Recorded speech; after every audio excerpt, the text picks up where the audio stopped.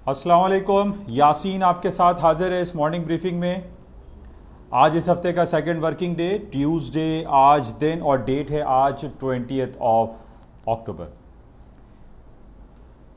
कुछ हालात हाज़रा के हिसाब से आपसे मुलाकात का सिलसिला जारी है और स्टार्टिंग में आज मैं आपसे ये ज़रूर रिक्वेस्ट करूँगा कि इस यूट्यूब चैनल जो कि उर्दू और सहल अंदाज में है, इसको आप ज़्यादा से ज़्यादा लाइक करें, शेयर करें और अपने दोस्त अहबाब में इसको स्प्रेड करें और इसको सब्सक्राइब ज़रूर करें विद बेल आइकन, क्योंकि उर्दू ज़बान में है और हालात हाज़रा के हवाले से, ख़ास तौर पे पूरी दुनिया की स्टॉक मार्केट के हवाले से, सियासी खलफशार के हवाले से, जिसका डायरेक्टली या इनडायरेक्टली इम्पैक्ट स्टॉक मार्केट पे, चाहे वो पाकिस्तानी स्टॉक मार्केट हो या दुनिया की दूसरी मार्केटें हों, यूरोप की मार्केट हैं या अमेरिका के S&P, डाउ जोन्स, नेस्डैक हो, या फिर कमोडिटी मार्केट में जिसमें सर फहरिस्त gold, silver and crude oil की मार्केटें होती हैं, उस हवाले से थोड़ा सा एक तज्जिया, एक तबसरा आपके साथ शेयर किया जाता है और मैं उम्मीद करता हूँ कि इस तज्जिए और तबसरे से आपको कुछ ना कुछ इस्तेफादा ज़रूर हासिल होता होगा। बहरहाल आज जो मार्केट इस वक्त हम चल रही है और उसमें जो सबसे इम्पॉर्टेंट जो ख़बरें हैं, काफ़ी दिनों से मैं आपसे जिक्र करता चला आ रहा हूँ कि कोविड-19 के हवाले से जो billions and trillions of dollar के इकोनॉमिक स्टिमुलस पैकेज पिछले 3 से 4 महीने पहले अमेरिका की कांग्रेस ने पास किए थे और इसके साथ ही यूरोपियन यूनियन की कई कंट्रीज़ ने भी इकोनॉमिक स्टिमुलस पैकेजेस दिए थे, अनाउंस किए थे और उसके बाद काफ़ी लोगों का जो मुआशी पहिया कोविड-19 के लॉकडाउन और शटडाउन की वजह से टेंशन या परेशानी का शिकार था, उससे काफ़ी लोगों को रिलीफ मिला और ना सिर्फ एक आम आदमी को रिलीफ मिला बल्कि बड़ी बड़ी जो कंपनीज थी उनको भी कुछ ना कुछ इसका फ़ायदा ज़रूर हासिल हुआ।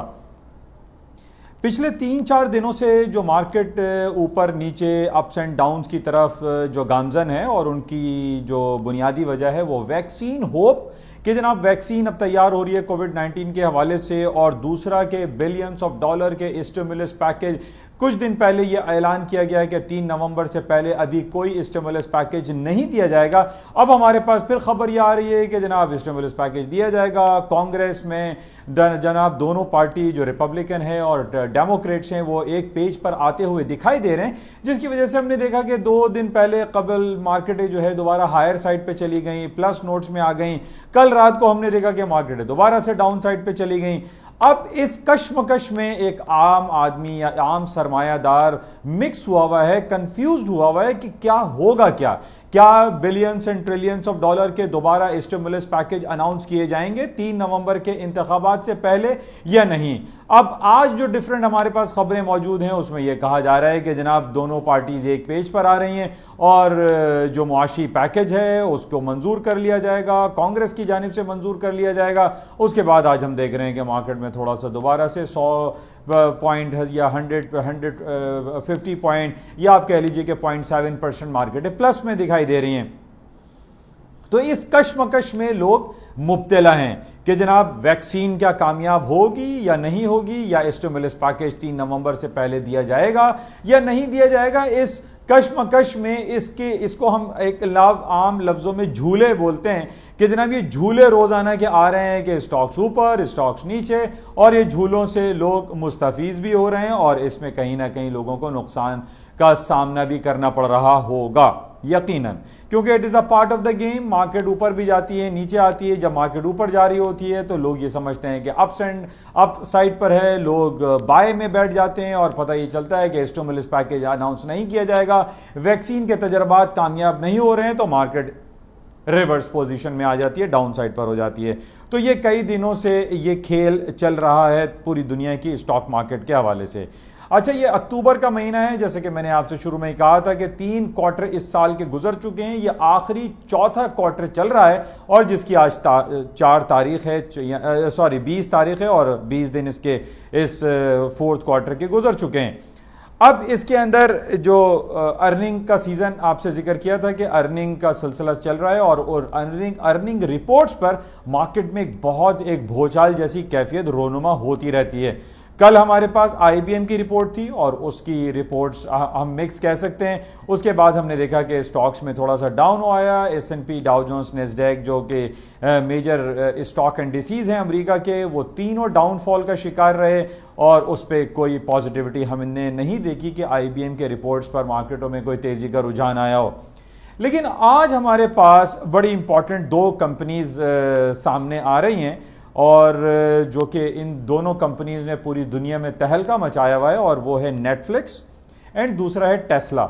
नेटफ्लिक्स के हवाले से जो कि काफ़ी अरसे से मैंने आपसे जिक्र भी किया था कि पिछले 7, 8 या 9 महीने में जो कोरोना वायरस पेंडेमिक के बायस अगर किसी कंपनी ने सबसे ज़्यादा पैसे कमाए तो वो दैट इज नेटफ्लिक्स। एक बच्चा आज नेटफ्लिक्स के नाम से बखूबी वाकिफ है। यानी पहले हम ये देखते थे कि हमारे टीवी चैनल्स होते थे या टीवी चैनल्स में डिफरेंट हम ड्रामे, स्टेज शो, मूवीज, थिएटर देखते थे। आज हर घर में नेटफ्लिक्स सब्सक्राइब हुआ है। नेटफ्लिक्स के जो भी आपके डिफरेंट फीसेस हैं वो लोग पे करते हैं, और डिफरेंट जो अपने स्टेज शोज हैं, प्लेज हैं, ड्रामे हैं, टीवी ड्रामे हैं या मूवीज हैं, थिएटर, वो सब इंजॉय कर रहे हैं नेटफ्लिक्स पे। और इसी वजह से आज इसकी जो अर्निंग रिपोर्ट रात में आएगी उसमें ये उम्मीद है कि नेटफ्लिक्स की रिपोर्ट पिछले क्वार्टर की तरह इस क्वार्टर की भी नेटफ्लिक्स की रिपोर्ट बेहतर आने के कवी इम्कानात हैं। इसी तरीके से दूसरी जो सबसे बड़ी कंपनी जिसने बहुत ज्यादा पूरी दुनिया को हिला के रख दिया है और खास तौर पे पेट्रोल इंडस्ट्री में सबसे ज्यादा डेंट लगाया है, and that is known as a electric car company Tesla. Tesla जिसके मालिक एलन मस्क, जिसको कहा जाता है कि दुनिया के क्विकेस्ट, फास्टेस्ट, रिचेस्ट मैन बन गए, और उनको कहा यह जा रहा है कि जो हमारे पास अभी जो रिचेस्ट मैन है जिसके अंदर अमेजॉन के मिस्टर जेफरी बेजोस हैं, माइक्रोसॉफ्ट के बिल गेट्स हैं, और एप्पल के टिम कुक हैं, या दूसरे और मार्क बर्कशायर हाथवे के मिस्टर इनका नाम अभी मेरे जहन में नहीं आ रहा है। तो ये 3-4 जो लोग हैं इनका जो बिलियंस एंड डॉलर के 120 बिलियन डॉलर का है, किसी का 80 बिलियंस ऑफ डॉलर का है। बर्कशायर हाथवे के जो ओनर हैं मिस्टर, मुझे बिल्कुल जहन में नहीं है बिना, तो बहरहाल इन तमाम लोगों का कंपीट कर रहे हैं मिस्टर एलन मस्क, और एलन मस्क की आज कंपनी है टेस्ला, उसकी अर्निंग रिपोर्ट आएगी और ये बड़ी कंपनी है, और इसमें भी हम उम्मीद लगा के बैठ सकते हैं कि इन दोनों की कंपनी की जो रिपोर्ट्स आएंगी यानी नेटफ्लिक्स और टेस्ला, ये मार्केट को आज हिला के रखेंगे। मार्केट अप्स एंड डाउन्स जो भी है, बहरहाल इसको हम रात में मार्केट क्लोजिंग पे इसके रिपोर्ट्स आएंगी रात के तकरीबन पाकिस्तानी वक्त के मुताबिक 1 बजे इसका रिपोर्ट है। नेटफ्लिक्स एंड टेस्ला प्लीज याद रखिएगा। अच्छा, इसके अलावा करेंसी मार्केट की अगर हम बात करते हैं तो जैसे कल भी मैंने आपसे कहा था कि ब्रिटिश पाउंड है, यूरो है, Japanese yen, Swiss franc, Canadian dollar, Australian dollar, जो 6 मेजर करेंसीज हैं, इसके अंदर मार्केट में मूव तकरीबन आप कह लीजिए कि वो जो रेशो था, जो आज से हम 8 साल 10 साल पहले देखते थे कि रोजाना मार्केट 100 200 पॉइंट्स की अप्स एंड डाउन्स में मूव देती थी, वो मूव अब हमें नजर नहीं आ रही। और उसकी वजह सिर्फ हम ये कह सकते हैं कि पूरी दुनिया की जो इंटरेस्ट रेट के हवाले से जो डाउनफॉल है, यानी इवन अमेरिका का आप इंटरेस्ट रेट देख लीजिए कि 0% से 0.25% चल रहा है। बरतानिया का इंटरेस्ट रेट जो है वो 10 बेसिस पॉइंट चल रहा है। इसी तरीके से negative interest rate deposit facility चल रहा है European union, European central bank का। तो हम अक्रॉस दी बोर्ड जहां भी देख रहे हैं कि पूरी दुनिया के जो इंटरनेशनल फाइनेंशियल मार्केट पर जो इंटरेस्ट रेट या शरह सूद का जो सिलसिला था वो नेग्लिजिबल हो गया है, वो 0% पे हो गया है या 1% पे आके रह गया। कहां ये परसेंटेज अगर हम तारीख के आईने में देखें तो 5%, 6%, 7%, 10%, 24% टर्की का इंटरेस्ट रेट हुआ करता था। आज वो इंटरेस्ट रेट हमें दिखाई नहीं दे रहे। इस इंटरेस्ट रेट के डाउन होने की वजह से करेंसीज की डीबेसमेंट हो गई है, करेंसी में लोगों का इंटरेस्ट खत्म होता चला जा रहा है। उस करेंसी से बढ़कर अब हम ये देख रहे हैं कि स्टॉक मार्केट है, जो स्टॉक इंडिसेस हैं, उनके अंदर बहुत ज्यादा वॉल्यूम बढ़ गया है। S&P, Dow Jones, Nasdaq, even के इनके जो इंडिविजुअल स्क्रिप्ट हैं यानी Amazon, Apple, alphabet, Google, Facebook, Microsoft, Tesla, Netflix, ये वो तमाम कंपनीज हैं, लोगों का इंटरेस्ट, लोगों का वॉल्यूम इसमें ज्यादा बढ़ गया है। और उसकी वजह यही है कि पूरी दुनिया के सेंट्रल बैंकों ने अपने इंटरेस्ट रेट को डिक्लाइन रखा हुआ है, जिसकी वजह से हम ये देख रहे हैं कि स्टॉक मार्केटों में भी जो तेजी है वो रोज बरोज बढ़ती चली जा रही है। अगर इसमें 100-200 पॉइंट डाउन होता है तो इसको हम डाउन होना नहीं कह सकते, क्योंकि लोगों का जो इंटरेस्ट है वो हायर साइड पे है, स्टॉक में ज्यादा से ज्यादा है। जाहिर है, जिसकी फॉर बिल्कुल एक सिंपल एग्जांपल है कि पहले अगर हम 1 करोड़ रुपए या 1 लाख रुपए अपने बैंक में डिपॉजिट रखते थे तो हमें महीने के सर्टेन अमाउंट रिटर्न में पैसे मिलते थे जो हमारे एक्सपेंसेस को मीट करता था। लेकिन आज मामलात बिल्कुल बरक्स हैं। हम बैंकों में पैसा मिलते हैं, बैंकों में पैसा अगर रखते हैं तो बैंक में पैसा कट जाता है, हमें 1 रुपया भी वहां से नहीं मिलता, बल्कि हमें उल्टा बहुत सारे सेंट्रल बैंक्स ऐसे हैं जैसे स्विट्जरलैंड है, जापान है, बर्तानिया है, या यूरो है, या अमेरिका है, यहां पर आप पैसे रखें तो आपके पैसे कट जाते हैं, ना कि आपको मिले। इसी बेसिस पे लोगों की डीबेसमेंट ऑफ करेंसी हुई है और लोगों का इंटरेस्ट स्टॉक में बढ़ गया है। और मैं इसीलिए डेली बेसिस पे आपको यह बताने की कोशिश करता रहता हूं कि स्टॉक मार्केटों में मंदी का रुझान अभी फिलहाल नहीं आएगा। स्टॉक मार्केटें कब गिरेंगी, किस वक्त गिरेंगी, इसके लिए एक बहुत बड़ी नेगेटिव खबर चाहिए। दुनिया में कहीं बुलेट्स एंड बॉम्ब्स की वॉर शुरू हो जाए जिसमें हमें कहीं ऐसी इंडिकेशन दिखाई नहीं दे रही कि जनाब चाइना का इंडिया के साथ, या चाइना का अमेरिका के साथ, या अमेरिका का रूस के साथ, या यूरोपियन यूनियन का साथ, यहां पर हमें कहीं कोई दिखाई नहीं दे रहा कि जनाब हम ये इंडिकेशन देंगे इन ममालिक के दरमियान कोई जंगी कैफियत हो जाएगी। बल्कि हम तो ये देख रहे हैं कि जंगी कैफियत को ख़त्म करने के हवाले से अब्राहम एकॉर्ड का जो सिलसिला शुरू हुआ है, जो ट्रंप ने एक ब्रोकर्ड सर्विस इस्तेमाल की है और उन्होंने मुत्तहदा अरब इमारात और दूसरे जो अरब कंट्रीज़ हैं उनको शीरो शकर करने के सिलसिले में इसराइल के साथ दोस्ती और हम आहंगी का जो चैप्टर शुरू किया है, इस पर भी हम देख रहे हैं कि लोगों के अंदर अब एक खुशहाली आ रही है, लोगों का बिजनेस एक्टिविटीज़ आ रही हैं। अरब कंट्रीज में, इवन दुबई और अबू धाबी में हमारे पास जो रिपोर्ट्स आ रही हैं, ये बड़ी खुश आइन बातें हैं कि दुबई की मार्केट, जो प्रॉपर्टी मार्केट है, वो ऊपर की तरफ जा रही है। लोगों में एक पॉजिटिव सेंटीमेंट्स आए हैं, एक हम आहंगी आ रही है, जिसकी वजह से हम ये देख रहे हैं कि न सिर्फ अरब इमारात की जो तो ओवरऑल जो हमारी जो सिनेरियो हम पूरी दुनिया में देख रहे हैं कि वो पॉजिटिव सेंटीमेंट्स हैं। इसी वजह से जो स्टॉक मार्केट है वो हम देख रहे हैं कि वो हायर नोट्स पे चल रहे हैं। वो सिर्फ थोड़े सर्टेन पीरियड ऑफ टाइम के लिए मार्केटें डाउन होती हैं और उसके बाद देखते हैं हम दोबारा से अपसाइड जो है वो मूव कर रहे थे। बहरहाल आज पिछले 2-3 दिनों से जो हमारे पास और खबरें आ रही हैं ब्रेक्जिट के हवाले से कि ब्रिटेन एग्जिट, बरतानिया का यूरोपियन यूनियन से अलहदगी के हवाले से बहुत सख्त मौक़िफ़ एक दूसरे जो है वो कर रहे हैं। अब ये ब्रेक्जिट समझ में लोगों को नहीं आ रहा है कि ये क्या मिथ है, क्या मुअम्मा है और कब ये हल होगा। कह रहे हैं 31 दिसंबर को बरतानिया यूरोपियन यूनियन से 46 ईयर्स ऑफ मैरिज के बाद डिवोर्स इसको हो जाएगी, अलहदा हो जाएगा, लेकिन nobody is confirm till now के जनाब होगा क्या बरतानिया की जो पार्लियामेंट है वो के नया कानून लेकर आ जाएगा, ये यूरोपियन यूनियन के जो पार्लियामेंट है वो कोई नया कानून ब्रसल्स लेकर आएगा। तो बहरहाल ये मुअम्मा है जिसकी वजह से एक स्टक हुई हुई है और ना तो बरतानवी करेंसी में कोई मूव आ रही है, ना यूरो करेंसी में कोई खास मूव है। और उसके खास मूव ना होने की वजह, जैसे मैंने आपसे पहले भी बयान की थी, कि पूरे दुनिया का इंटरेस्ट रेट इस वक्त नियर जीरो या नेगेटिव टेरिटरी की तरफ है, जिसकी वजह से लोगों का करेंसी मार्केट में इतना ज्यादा इंटरेस्ट नहीं है। बहरहाल ब्रेक्जिट इज इन लिम्बो, इसको आप चेक कीजिएगा कि क्या सूरत हाल रहती है और ये कब तक ये बरकरार रहेगा। अच्छा, पाकिस्तान की कुछ बात कर लेते हैं। पाकिस्तानी स्टॉक मार्केट है अल्हम्दुलिल्लाह आज बहुत अच्छा परफॉर्म कर रही है, तकरीबन 350-400 पॉइंट मार्केट प्लस में, और उसकी वजह हम ये कह सकते हैं कि ये the time is ticking down. ये हफ्ता पाकिस्तान की तारीख के लिए बहुत इंपॉर्टेंस रखता है और उसकी वजह यह है कि फाइनेंशियल एक्शन टास्क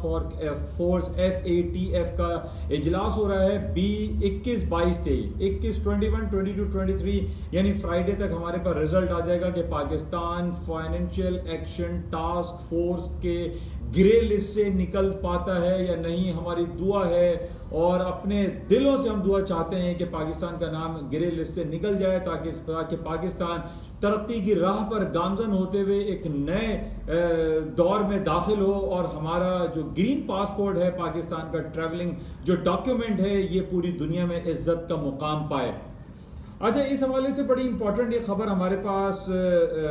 जो पाकिस्तान इकोनॉमी के हवाले से आ रही है। आज अल्हम्दुलिल्लाह पाकिस्तानी करेंसी बड़ी स्ट्रांग हुई है, तकरीबन 7-8 महीने का हाईएस्ट लेवल पर पाकिस्तानी करेंसी चल रही है 162 रुपए, बल्कि कहीं कहीं पर हम देख रहे हैं कि कर्व मार्केट में 161.80 यानी 161 का भी रेट आ रहा है। तो बहरहाल इसके अच्छे होने की वजूहत जो हमारे सामने आ रही हैं कि recently Pakistan state bank of Pakistan ने बड़ा अच्छा एक इकदाम किया है और रोशन डिजिटल अकाउंट लॉन्च किया है, जो पाकिस्तानी हमारे जो बाहर रहते हैं, क़याम पज़ीर हैं, उनको सिर्फ 48 आवर्स में 2 दिनों में वो अकाउंट ओपन हो जाता है और वो अपने हजारों लाखों डॉलर जो अपने यहाँ पे अपने फैमिली को भेजते हैं वो रेमिटेंसेस हमारे पास आ रही हैं, जिसकी वजह से हम देख रहे हैं कि डॉलर का इनफ्लो बहुत ज्यादा हो गया और डॉलर की कीमतें नीचे की तरफ आ रही हैं और ये खुशाइन बात है।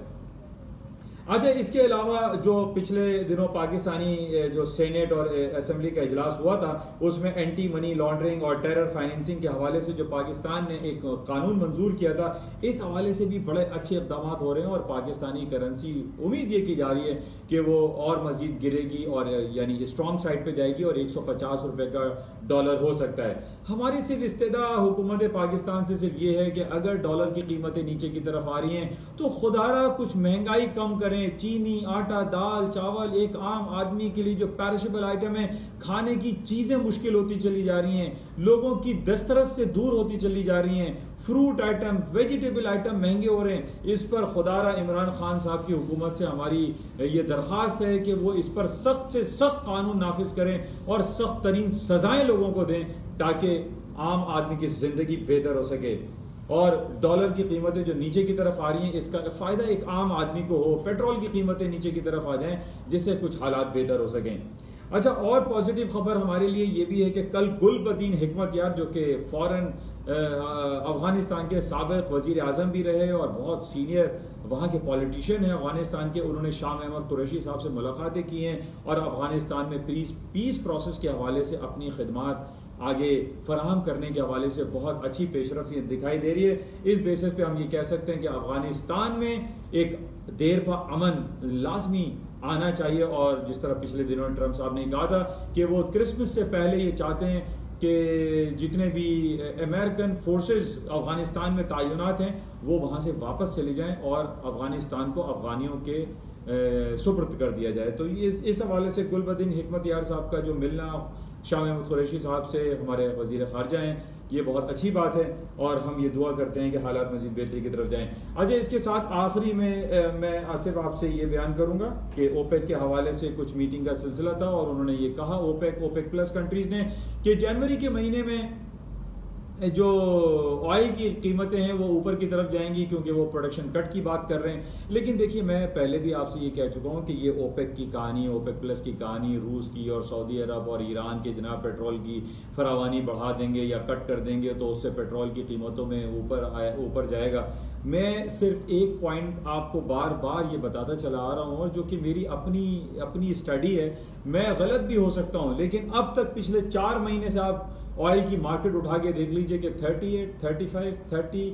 39, 40, 41 डॉलर से मार्केट स्टक होके रह गई है। इतनी बड़ी, इतनी क्लोज रेंज में हमने आज तक कभी ऑयल की मार्केट नहीं देखी। मार्केट उस जमाने में भी हम ट्रेड करते रहे, उस जमाने में भी ऑयल की मार्केट देखते थे जब $9 पर बैरल चलता था, फिर हमने $150 पे को भी ट्रेड किया और उसको हमने एनालाइज किया और सारी मार्केटों को देखा। लेकिन बात यहां पर यह कि पिछले 4-6 महीने से हम देख रहे हैं कि तेल की कीमतें $40 पर आकर रुक गई हैं और उसकी सबसे बुनियादी वजह अब्राहम एकॉर्ड है। मैंने पहले भी आपसे कहा था कि सऊदी अरब के ऊपर बहुत ज्यादा प्रेशर है, जब तक वो अब्राहम एकॉर्ड पे दस्तखत नहीं कर देता